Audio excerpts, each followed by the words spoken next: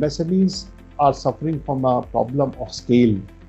And in order to take advantage of these new opportunities that are being created either through India-EU FTA or India-US deal, ultimately it would depend that whether MSMEs are capable to exploit those opportunities. Do they have scale?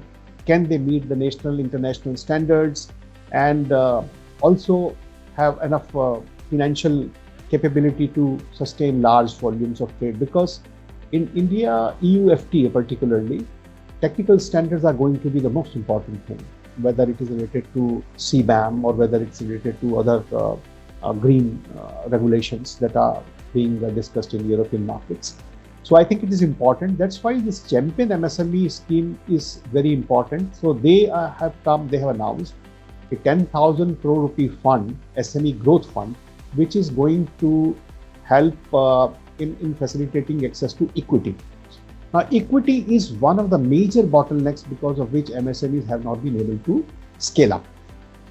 But as Lavishji has rightly pointed out, that finance is one thing. And sometimes, while you are sitting in Ministry of Finance, for all the solution of the problem, you try to look through the finance. If you have provided the finance, as is the problems you're going to solve. Right. But if you look at the MSME budget, as well as the budget allocation of most of the ministries, you will find one peculiar thing, that most of the ministries have not been able to spend the money that has been allocated to them. In the case of Ministry of MSME, so only 50% they have been able to spend. Now that means the question of the state capacity to utilize funds.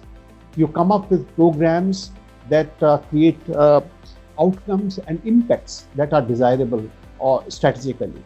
That is something missing, and I find, so far as MSMEs are concerned, the credit dominance and the financialization of MSME policy.